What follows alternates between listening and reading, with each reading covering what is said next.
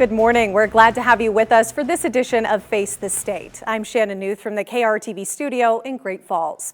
The prison and supervision population in Montana is many times at or over capacity. According to a report by the Council of State Governments Justice Center, this is mainly due to a rise in the prison population between 2008 and 2015. MTN's Jennifer Hausman spoke to a number of state and county officials to see how they have been and continue to work to fix this trend. There are a lot of factors into why the Montana inmate population is expected to continue to increase. As of 2016, Montana had the space to hold 2,573 prisoners. But the number of prisoners exceeded that by more than 30. Governor Bullock signed a number of bills into law in spring of 2017. They were part of the policies the Commission of Sentencing had proposed in order to reduce the prison population. Bullock tells us, quote, "The package of bipartisan justice reinvestment legislation passed in 2017 is a comprehensive and evidence-based approach to provide more treatment options, improve outcomes for offenders, keep our community safe, and save taxpayers' money. We've taken a long-term, big-picture look at reform, and I'm confident we'll see that investment pay dividends in terms of offender success, a leveling off of our correctional population, and a more efficient and fair system," end quote.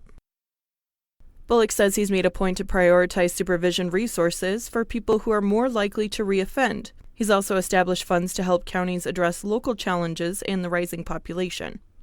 Cynthia Wolken, Deputy Director of the Montana Department of Corrections, says this is one of the reasons that they developed the 2015 Sentencing Committee. That's sort of the essence of criminal justice reform and justice reinvestment in Montana, is to stop the revolving door and save prison beds and jail beds for people who are truly dangerous and need to be behind bars. So that is, I think, what the counties are doing with their pretrial services, and that's what DOC is doing with our programming and our whole approach now to community supervision. The Commission on Sentencing was established by the legislature to identify the driving force behind jail and prison overpopulation, and the laws signed in 2017 seem to be making an impact better than expected.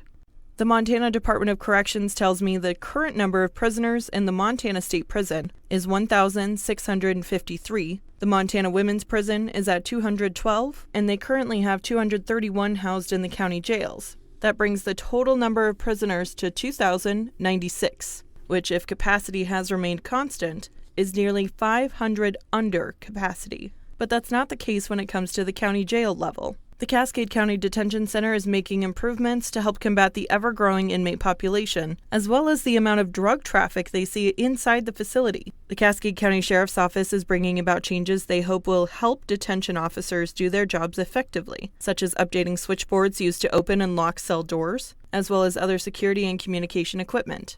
But one common problem they are seeing at the jail is people who try to bring drugs into the facility. According to the report to the Montana Commission on Sentencing, the number of drug-related offenses increased more than 60% in Montana between 2009 and 2015. They also accounted for more than 50% of the increase in total arrests during that same time.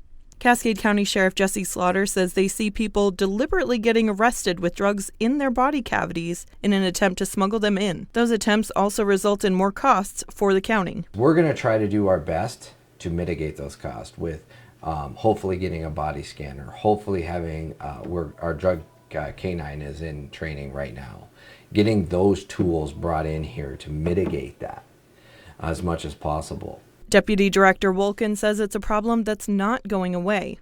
People are always attempting to introduce contraband into our facilities. Unfortunately, people who are criminal-minded like that have gotten, ahead of technology. Wolken went on to tell us the numerous new ways they're seeing people bring drugs into their facilities. We aren't going to share those to help protect the safety of those who are incarcerated. Alan Hughes, captain of the Lewis and Clark Detention Center, says they do their best to catch drugs before they get into the facility. He says it's just one more temptation for those that are trying to get clean. I don't doubt that there are some that slips through. Yeah. But our staff is very diligent in making sure that they do the best to try to keep that out. Yeah. Because we know people, if they were an addict or they needed that on the outside, and if they just got a little bit snuck in, that whole cycle starts all over for them. The Lewis and Clark County Jail recently had a bond and levy passed, allowing them to make necessary changes to their facility because of the overcrowding they see. Lewis and Clark County Sheriff Leo Dutton says their goal is to provide more space for pretrial programs. This gives those who don't need to be incarcerated another option. Allowing people to come in and either help these individuals learn how to read or learn different ways of conflict management, having the time and the space to bring people in to do that. We just don't have that now. I allow the chaplains program in and AA. That's all we have room for. And then sometimes we don't have room for that. But this new facility will have dedicated space where we can bring people in and help them. We're going to have the opportunity for mental health counselors to come in and case managers, help them get on the medication and stay on the medication. Under Sheriff Jason Grimace tells me the recent increase in inmates has had an effect on staff as well. My heart goes out to the detention officers because they do have an extremely difficult job, especially right now with how many prisoners we've got in such a small capacity area. They're stepping over prisoners, and we're still trying to make sure that everybody's their well-being is good, the security of the facility is good, and maintaining control of the facility with that many people in there. According to the undersheriff, the current facility in Helena was designed to hold 58 inmates in 1984. There have been some modifications along the way, allowing them to now hold 80 comfortably.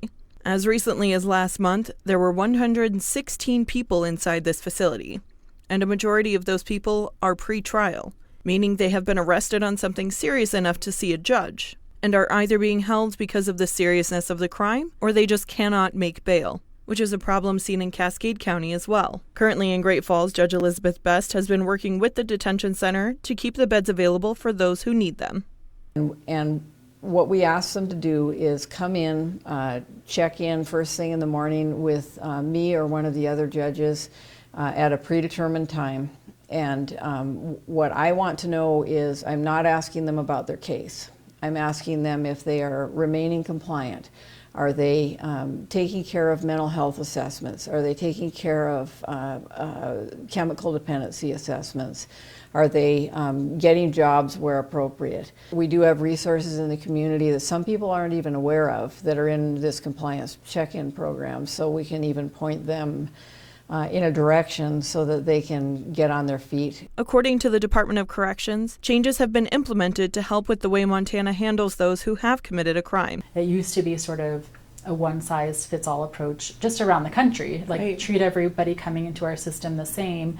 Well, you know, the research shows we have to really look at each person as an individual, Right. and do some sort of case management and compliance work to help them be successful individually and address their specific risks and needs.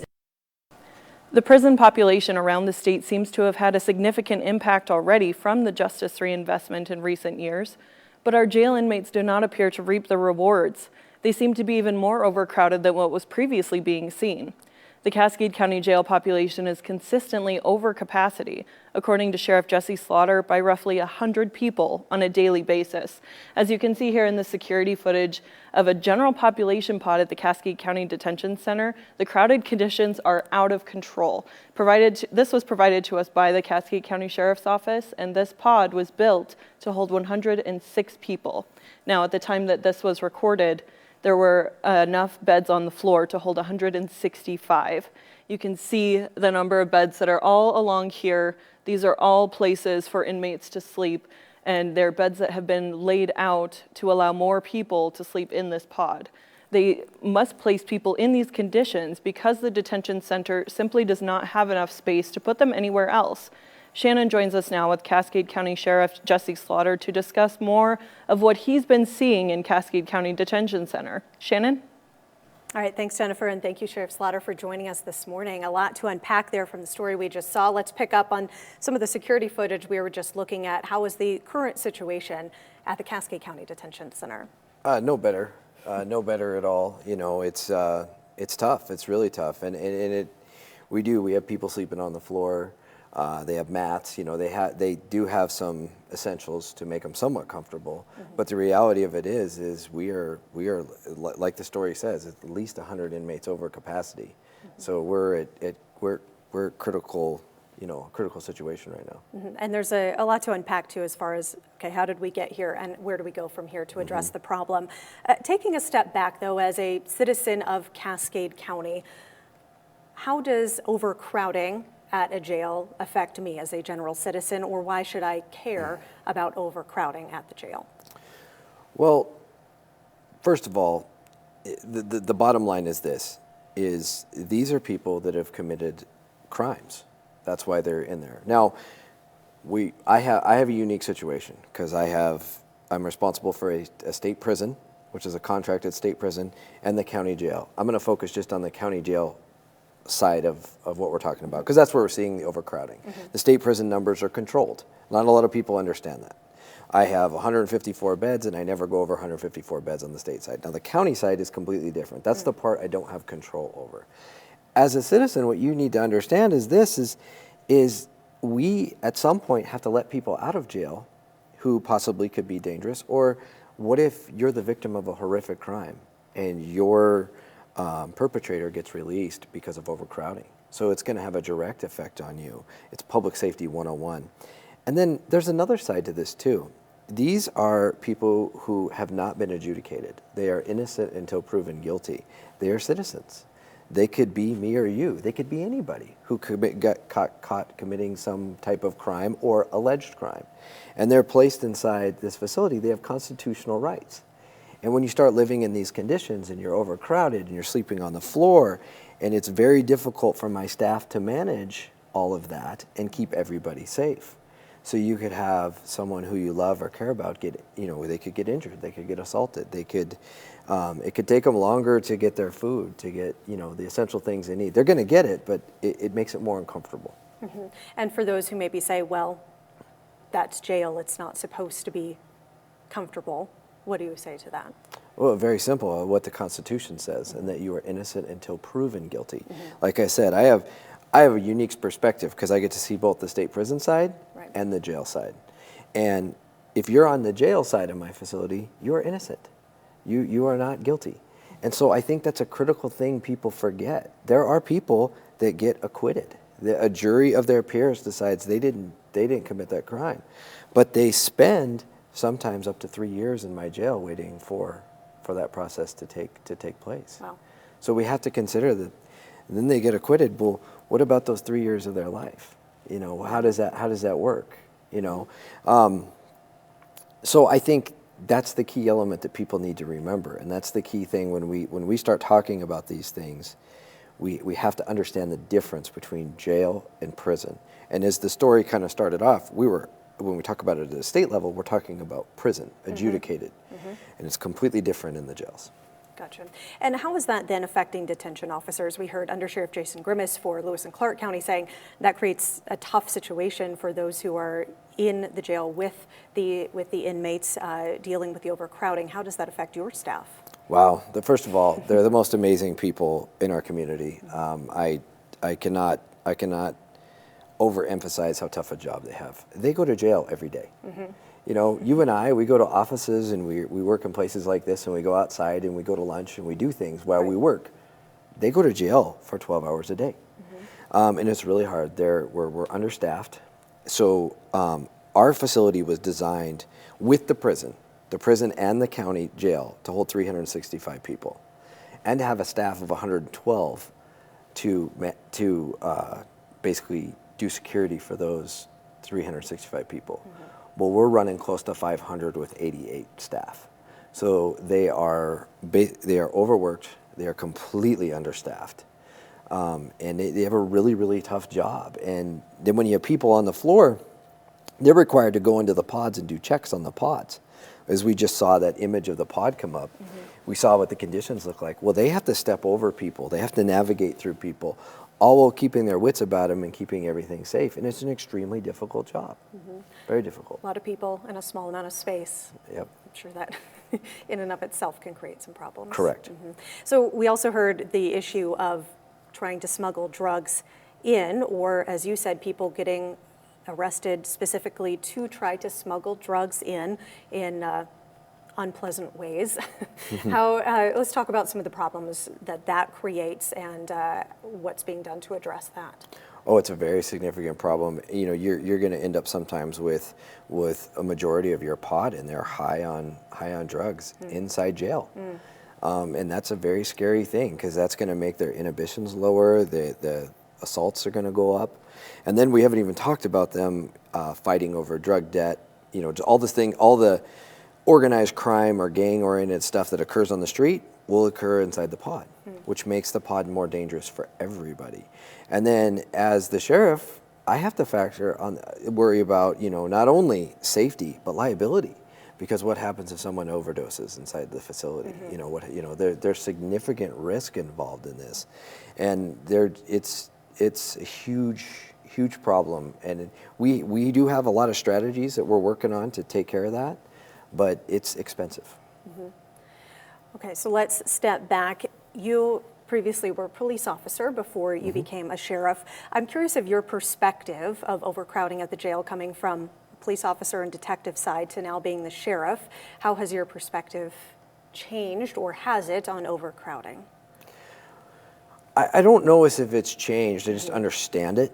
I don't think I understood it. You know, back when I was a detective, and you know, I arrested mostly people for sex crimes against children, and they went to jail, and I was like, that's where you go to jail. You know, but I often dealt with the jail because they would often do things inside the jail or trial prep where I'd have to know about what was going on with them inside the facility. So I had a little bit of a knowledge, but I didn't understand how much money this is costing us. I didn't understand the complexity of it. The way I explain it to people so they understand it is, if everyone understands how a chessboard works and you play chess, and running a facility like our detention facility is a lot like playing chess. But imagine that every single square has a piece on it, but you still have to move the pieces.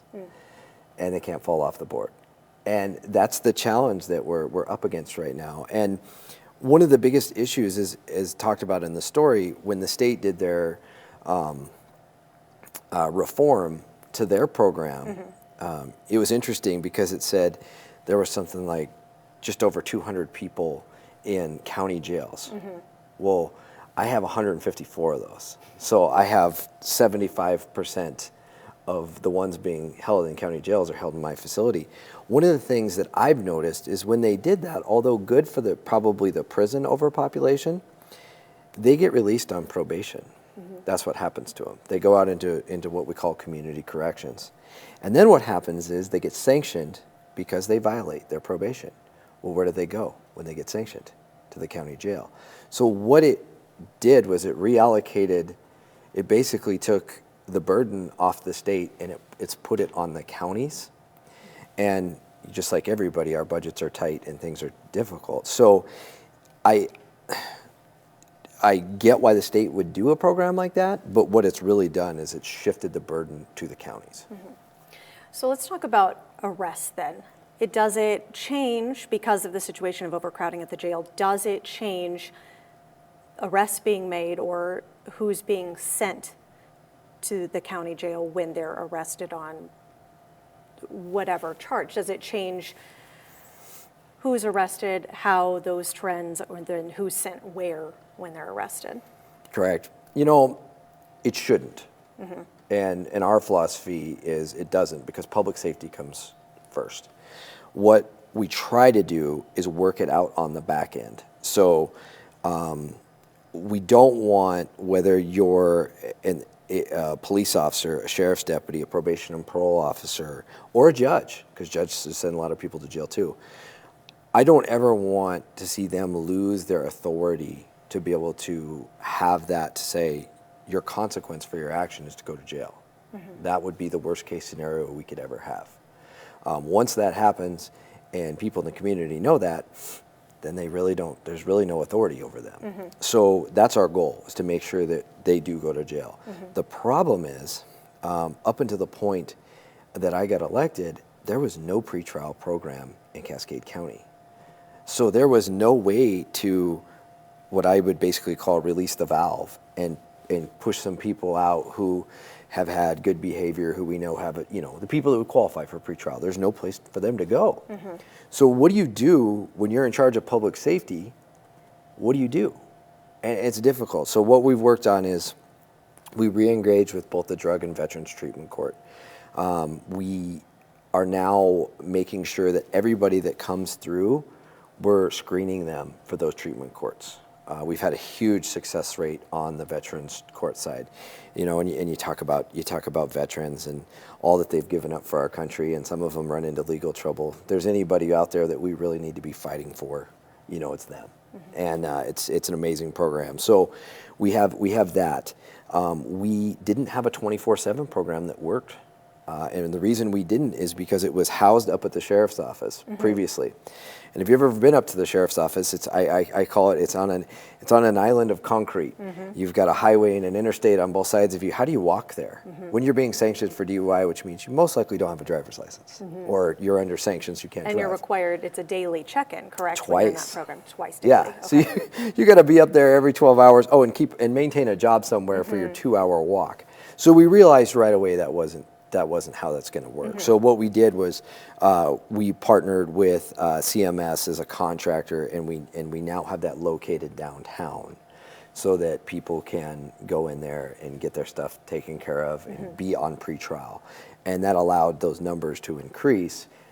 Hence more pretrial. We are working right now on another additional pretrial program. We're working with the treatment courts on medical assisted treatment, because that's another thing we need to look hard at. And we're also looking at a couple of other different type of pretrial programs. And I know people are probably watching this thinking, well, how many do we need? Can we just have one? And the reality is, as the story said before, as they talked about, is remember, we have to find a program that's individualized for different people. So you need multiple programs. Not everyone fits in these boxes, even if they're within the same charge. Exactly, because if they have a chemical dependency problem, they probably need to be in a certain type of program. If they're a veteran, they require different services than somebody else. What is their issues? How do we best deal with that? The problem is the county doesn't have any money to fund that program. So what we're probably going to start looking at straight ahead is an offender paid program, and then we'll build our way into a more diverse pretrial program. Is there a plan in place as far as tracking recidivism rates from these pretrial, the ones where they're released for drug treatment or veterans, things like that? Are you expecting any type of impact on potential recidivism rates for the jail?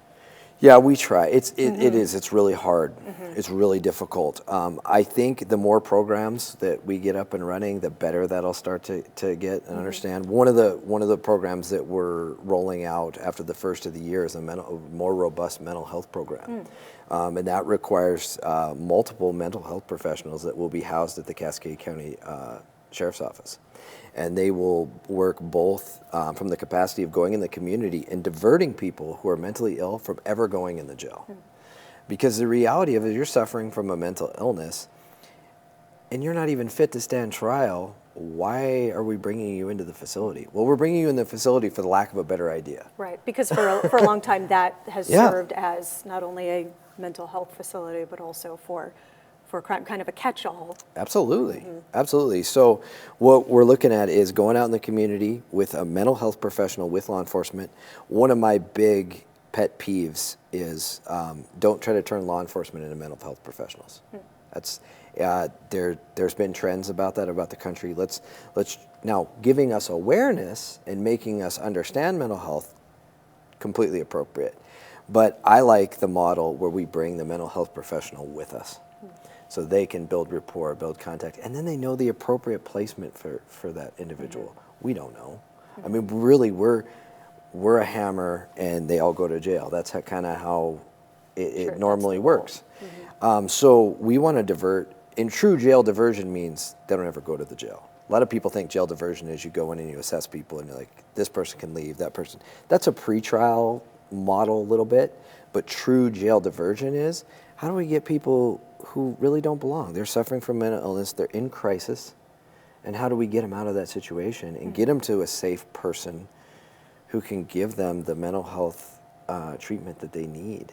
So that program is something else, and I would kind of categorize that, for lack of a better term, as another pretrial, but it'd be more appropriate to call it a jail diversion program. Gotcha.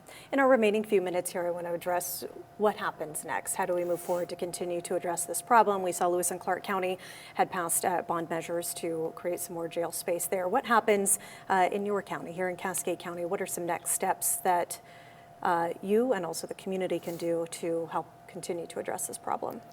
Yeah, great question. And I've had people put a ton of pressure on me to say, hey, sure, we just need to expand the jail. Expand the jail. Expansion is the answer. We need more beds. Let's go. Right. And my issue I have with that is, you know, I took an oath and I made promises to do the right thing by this community.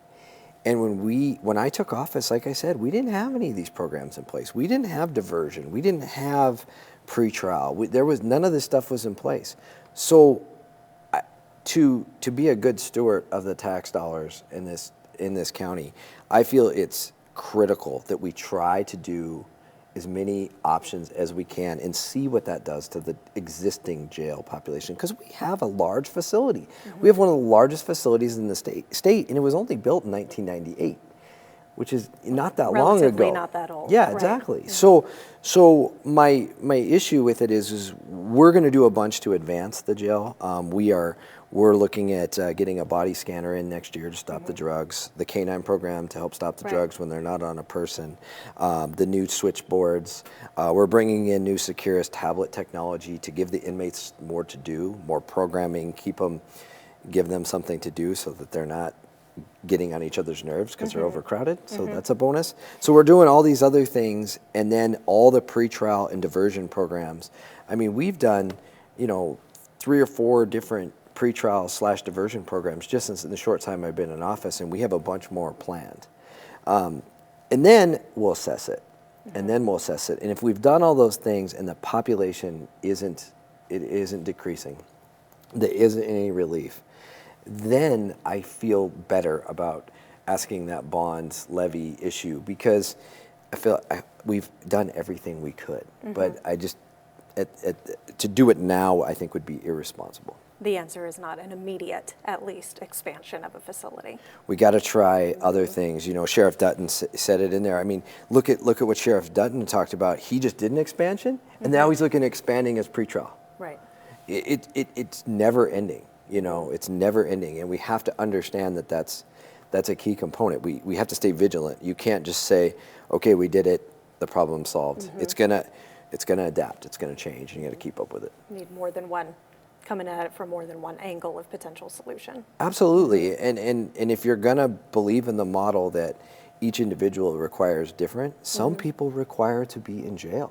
Some people, to protect the public, they have to remain incarcerated. End of story. I mean, that's just what public safety is all about. And I think that's another thing we need to remember. All right. Well, thank you so much. We appreciate your insight and for joining us this morning. Absolutely. Cascade County Sheriff Jesse Slatter, we've been talking about jail populations, overcrowding, and what can be done about it as we move forward in Montana. Thanks for joining us for this edition of Face the State. You've been watching Face the State, a presentation of MTN, the Montana Television Network.